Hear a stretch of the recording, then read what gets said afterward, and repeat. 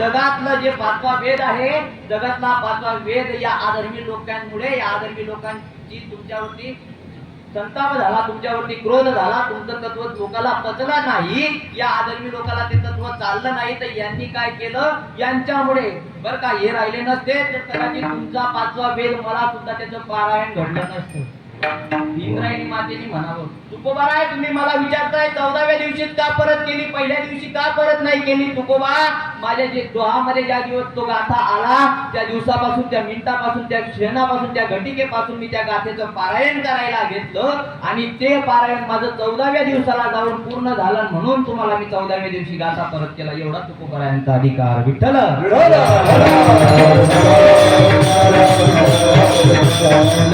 तुकोबाराय म्हणतात, बाबा अरे माणूस म्हणून जन्माला आलाय, साधं सोपं समजू नको.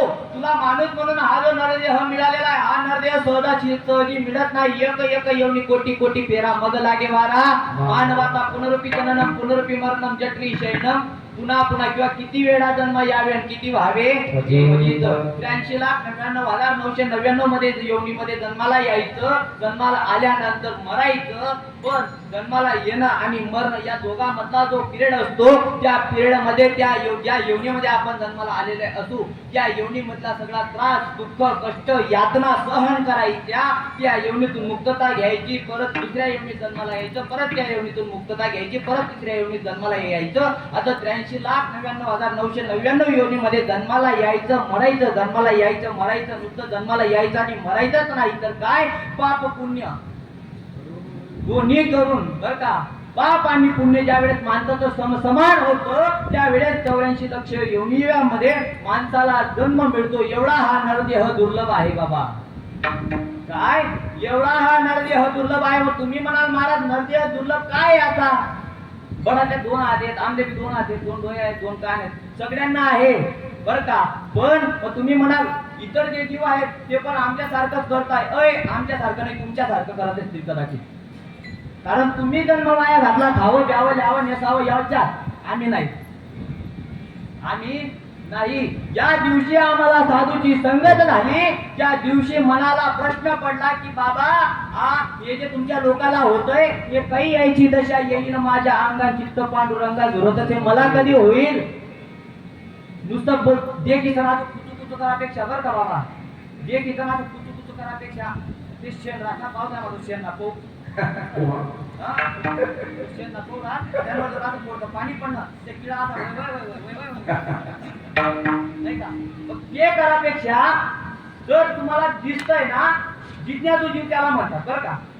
कदाचित जर तुम्ही बघितल्यानंतर विषय सोडून देत असाल तर तुम्ही बुद्धिजीवी प्राणी नाही. कारण देवाने माणसाला जन्माला घालताना एक गोष्ट इतर प्राण्याच्या काही हा विचारायचा नाही. पशु काय पाप पुण्य दानातील उद्यम मध्यम भोगभोगती नाही का.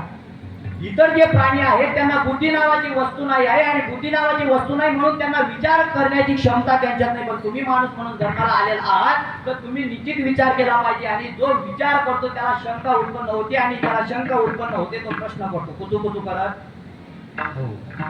त्याला शंका उत्पन्न होते तो प्रश्न करतो, आणि प्रश्न केल्यानंतर तुमच्या जीवनाचं कोडं उलगडेल 1,001% नाही का. मी अवघ्या विचारात काढली आहे काय राजा माझा आहे पडत ना तुम्हाला लोक तो घुमतात बाबा विचार एवढाचा जीव सांग बाबा बर का. तुला ऐक नाही म्हणे मग बाबा माझ्या आहे म्हणे, बाकी माझी नाही समजत विचार पडत वाद. कारण विचारलं नाही बघा. जर आपल्याला व्यवहारात जर समजा मला वेळेवरून चोपड्याला जायचा रस्ता माहित नाही तर कोणातरी माणसाला शरण जावे लागेल, त्याशिवाय माझ्या जीवनाचं कोणं उलगडणार नाही. आणि जर मी शरण जाऊन येते मी कुठला बी काटा मारा, मला माहिती तरी मिळावं काय तरी पोचू शकत नाही. जोपर्यंत शरण जात नाही आईची आता पदर धरा केने देव येईल घरा नाही का. मग तुम्ही म्हणाल गुरु करणं गरजेचं आहे का. हो गरजेचं आहे. त्याच्याशिवाय जीवनाची सोय सुद्धा सापडू शकत नाही.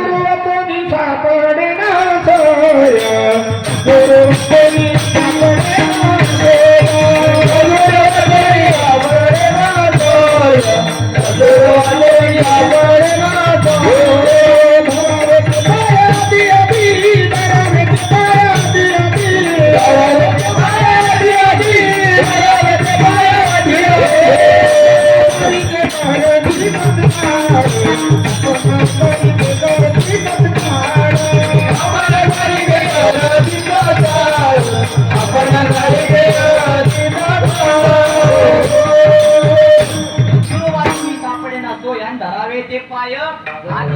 नाही का दोनदा विचारावं लागेल. अण्णा सांगतात ते बरं का दोनदाच विचारावं लागेल का बरं. समजा बाबा एखादा पोरांना आणि पूर्ण जर लग्न जमा नाही नुसता पहिला झालो विराज का पडत पहिला आधी आपण 5-5 जर प्रोसेस जरी तर पहिला वेळ जेव्हा जे काय झालं ना तो नारळ गोडा उपाडले तसे याचा गोडा आणि पुढे पण दुसरा जाऊ लग्न लावायला जाणंच पडत नाही का. धरावे ते पाय आधी ज्या वेळेस संताला शरण जाशील संताला शरण गेल्यानंतर समजेल की तो सद्गुरूचा मार्ग आहे तरी काय. मग तुम्ही म्हणाल महाराज तुकोबाराय म्हणतात ते तुकोबारायचं म्हणतात सुंदर ते ध्यान उभे विटेवरी. बाकीचे लोक आज सुद्धा म्हणतात अय तुम्ही तुकोबाचं मत सांगतय तुकोबारायने आम्हाला सांगितलं काय सुंदर ते ध्यान उभा विटेवरी. आणि मग तुम्ही कसा काय आता म्हणजे तुकोबाराय म्हणता विटो उभा ना पैसा नाही का विटू उभा ना बैसाला. तुकोबारायांचंच आहे ना संतांच्या प्रमाणे ज्या ज्ञानोबारायांनी सांगावं की भाऊ अरे ज्या देवाला तो जगभर शोधतो आहे तो देव जगभर नाही. तो जग कुठे आहे तैसा हृदयामध्ये मी रामू असता सर्व सुखाचा आरामू की मग हंतीशी कामो विषयावरी. मग अजून तुम्हाला लोकांना आता प्रश्न होईल की भाऊ आम्ही आहे भटक करा आम्ही तुम्ही करणार आम्ही बी करणार पण आमले नाही होईल तर ज्ञानोबा आहे त्यालाही म्हणतात जर तुम्हाला होत नसेल तर तुम्ही व्यर्था कारण तो मौले मदिरा खाय मदिरा नंदे नाचे काय जेणे ब्रह्मानंद सेविला तो केविरा आहे बाबा आवरीला. जर 3 दमडीची दारू तुम्ही पिली रात्री कोणतरी होतं कीर्तनात बरं का बाबा त्याला काहीच समजेला नाही काय पूर्ण कीर्तन फुल होता पण तरी सुद्धा तो माणूस नाचे म्हणतात नाही का. म्हणजे 3 दमडीची दारू आणि ज्या माणसाने प्यावी ती दारू त्याच्यावरती परिणाम करते. मग तुम्ही जन्माला आलात त्या दिवसापासून भक्ती करताय काहीतरी परिणाम आणि जर परिणाम होत नसेल तर ती भक्ती नाही भक्तीच नाही. हे मुलं जन्माला आल्यानंतर पहिले अंगणवाडी मागे senior KG junior KG anganwadi बालवाडी पहिली दुसरी तिसरी नाही का डायरेक्ट 12वी मा यांच्यात सुद्धा बदल आहे. हे पोटाचं खडगं भरण्यासाठी जे 3 दमडी रुपये कमवावे लागतात ते कमवण्यासाठी सुद्धा माणसाला स्वतः बदल घडवून घ्यावा लागतो. मग परमार्थामध्ये बदल असावा का नसावा परमार्थामध्ये परिणाम असावा ना. कंठी प्रेम दाटे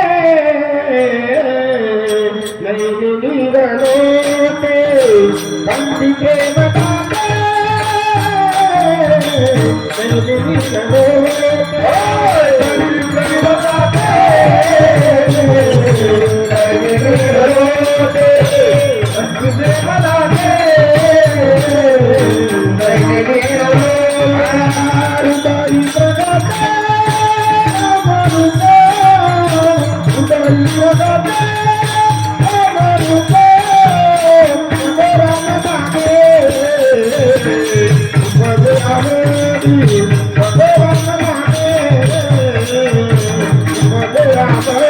Thank you.